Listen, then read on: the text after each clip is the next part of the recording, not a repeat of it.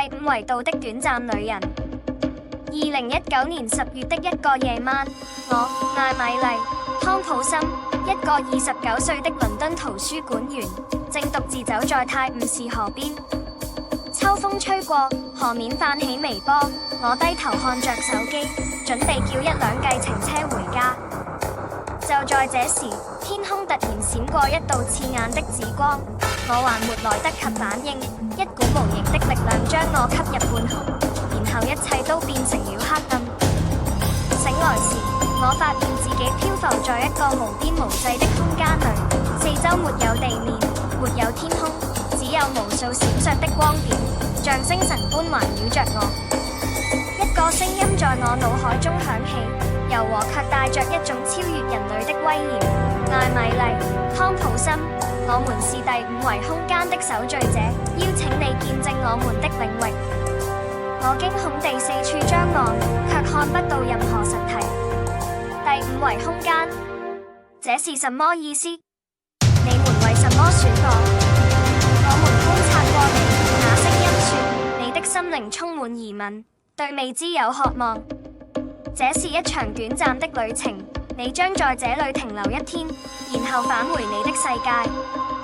我還沒來得及抗議，一道光束籠罩了我的意識被拉入一個全新的維度。第一章，進入第五維度。睜開眼時，我站在一個無法描述的地方，這裡沒有固定的形狀，空間像水一樣流動，建築、景物甚至空氣都在不斷變換。我腳下的地面是一片發光的漩渦，踩上去卻像實體般穩固。遠處，一群半透明的生物漂浮着，它們沒有固定的形態，像是由光與能量組成，時而化為人形，時而散成雲霧。一個守序者靠近我，他的身體散發着柔和的金光。歡迎，艾米麗，這是第五維空間，一個超越時間與物質的領域。他的聲音直接在我腦海中迴響，帶着一種安撫的力量。第五維度是什麼？我問，聲音因緊張而顫抖。你們的科學認為宇宙有四維：長、寬、高與時間。他說，但第五維度是意識的集合，是所有可能性的交匯點。在這裡，過去、現在與未來並存，物質只是意識的投影。我試着理解這句話，但腦袋一片迷霧。守序者似乎察覺到我的困惑，伸出一隻光手，輕觸我的額頭。瞬間，我的視野擴展，我看到了無數畫面，我的童年、未來的某個片段，甚至是地球之外的星系。這些影像像河流般在我眼前流淌。第二章，無法想象的奇觀。守序者帶我探索這個世界。第一站是一個名為可能性之海的地方，那是一片無邊的發光水域，每一滴水都映照出一個不同的現實。我看到一個版本的自己成為太空人，另一個版本的我在戰爭中死去，還有無數我從未想象過的命運。守序者說，這裡是你們世界的每一種可能性。第五維度讓我們觀察並影響他們。接着，他們展示了一種叫意念塑形的技術。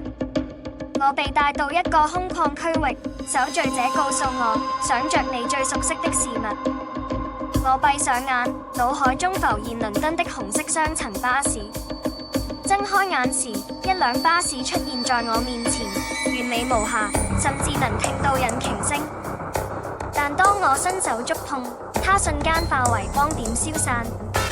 在這裡，物質只是意識的臨時顯現。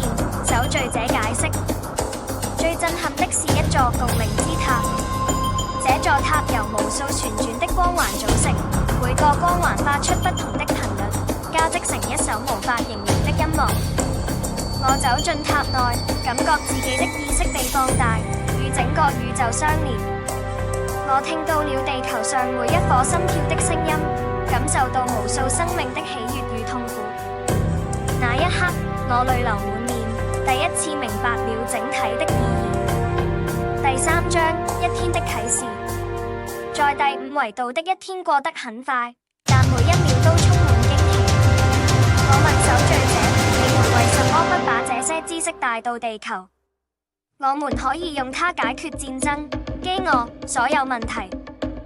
你們的文明還在成長，守序者說，第五維度的力量需要超越自我之心。你們若現在擁有它，可能會用來毀滅，而非創造。我們曾試過干預，但結果總是混亂。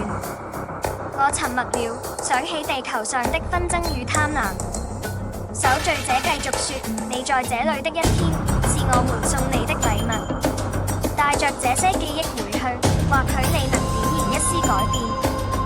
一天結束時，他們帶我到一個光環前。我問，我回去後，時間會怎麼說？在第五維度，一天是我們調整後的流速。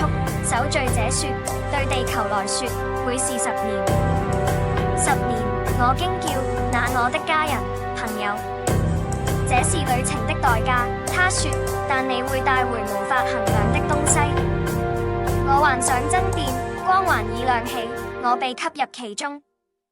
第4章，10年之後，睜開眼時，我躺在泰晤士河邊的草地上，手機還握在手裏，屏幕顯示2019年10月15日凌晨。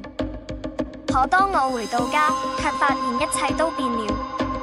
公寓換了主人，街上的人穿着陌生的衣服。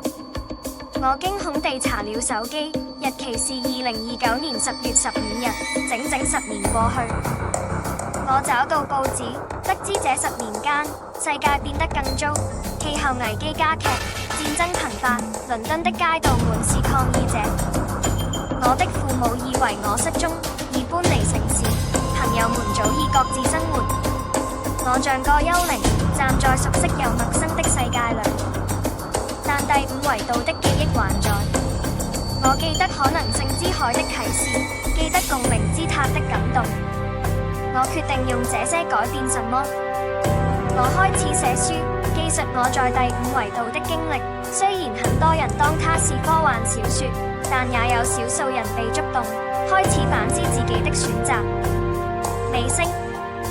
某個深夜，我站在泰晤士河邊，望着星空，腦海中響起守序者的聲音：艾米麗，你做得很好。我笑了笑。